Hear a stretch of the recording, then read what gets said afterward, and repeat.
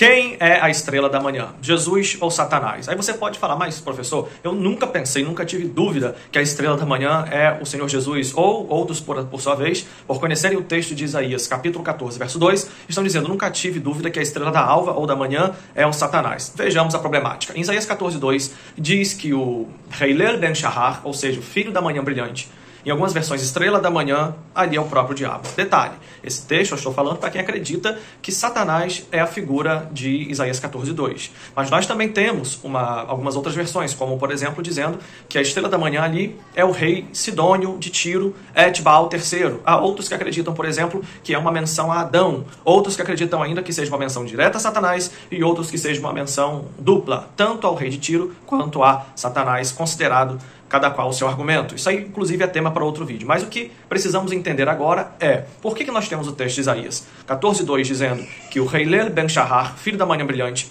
é ali uma figura o qual os cristãos conservadores identificam como Satanás, e em Apocalipse 22:6 nós temos a expressão grega Ho aster, ho lampros, ho proinos, a estrela brilhante da manhã, se referindo a Jesus, claramente. Inclusive os artigos nominativos aqui, Ro, eles estão fazendo uma menção retomando o sujeito, remetendo-se ao sujeito, que nesse caso é Ego Jesus, eu, Jesus. Tudo bem. E aí, seria Jesus e Satanás a mesma pessoa e nós não percebemos isso na Bíblia? Já tem seitas que fazem esse tipo de afirmação. Mas vem comigo para você saber. Nós temos aqui que romper alguns abismos hermenêuticos para poder desvendar quem é a estrela da manhã. E o primeiro abismo é o abismo geográfico, ou seja, de onde o profeta falava. Ele falava do reino do sul de Judá. Você pode coletar essa informação em Isaías 1:1 mesmo. Quando você observa, também vai dizer o momento em que ele profetizou, não só o local. Ele profetizou em Judá e profetizou nos tempos de Uzias, Jotão, Acais e Ezequias. Pronto, situada a geografia e o momento em que ele profetizou, nós temos agora o Dr. Oswald trazendo, por exemplo, o dado do momento em que isso aconteceu, 740 a 690 a.C.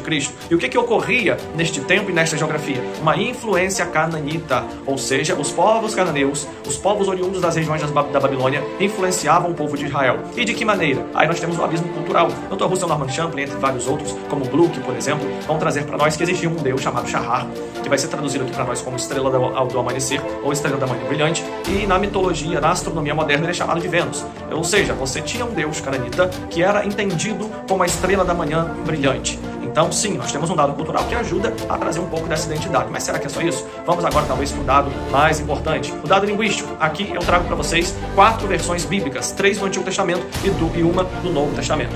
Ou seja, nós temos aqui, por exemplo, a Vulgata Latina, trazendo a expressão Lúcifer, do latim, que é portador de luz. O texto maçorético trazendo a expressão Heilel ben Shahar, conforme já dizemos aqui, que é filho da manhã brilhante. A LXX, que seria a 7ª versão grega do Antigo Testamento hebraico, trazendo no mesmo texto, tá, gente? Isaías capítulo 14, verso 2.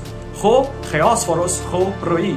E você tem, quando compara tudo isso com o texto de Apocalipse 22:16, você vê que é totalmente diferente. Ainda que a descrição metafórica seja a mesma, você tem empregos de termos diferentes, mostrando que o texto do Novo Testamento de Apocalipse não se inspirou nem no maçorético, nem na LXX e nem na Vulgata. Ele queria dizer algo próprio, que foi o que ele disse com Ho Aster, Ho Lampros, Ho Proinos, a estrela brilhante da manhã, que é a metáfora colocada para Jesus. Neste caso, senhoras e senhores, nós temos aqui 3 possíveis identidades para essa estrela da manhã. Só pode ter uma das 3 identidades. A primeira é, será que essa estrela da manhã é o próprio Deus cananita, Shahar, ou entre outros que são tratados aqui?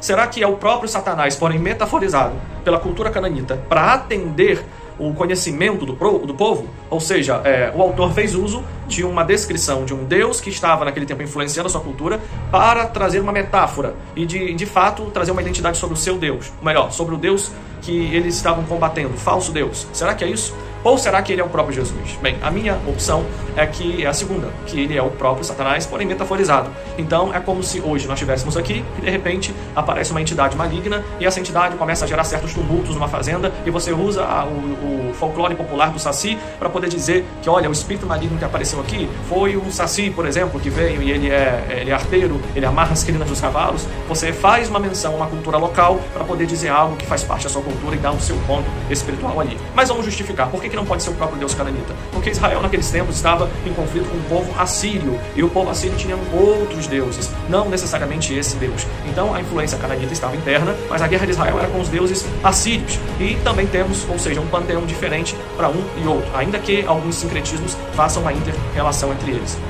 Temos também Aqui não pode ser o próprio Jesus, porque eu já mostrei a vocês que o arranjo vocabular e frasal é totalmente diferente quando comparado com as 3 versões mais populares do Antigo Testamento. Então, se você pega o grego do Novo Testamento e compara com o Antigo, você tem sim outras versões, outra narrativa, outro propósito, outro objetivo. Não tenho tempo para explicar todas essas circunstâncias. E nesse caso é o próprio Deus, é o próprio Satanás, metaforizado por um Deus cananita, por aquilo que eu já vos expliquei aqui nesse vídeo, porque ele recorreu à cultura local e às descrições locais para explicar aquilo que entendia ser uma referência àquilo que ele queria dizer. Tudo bem?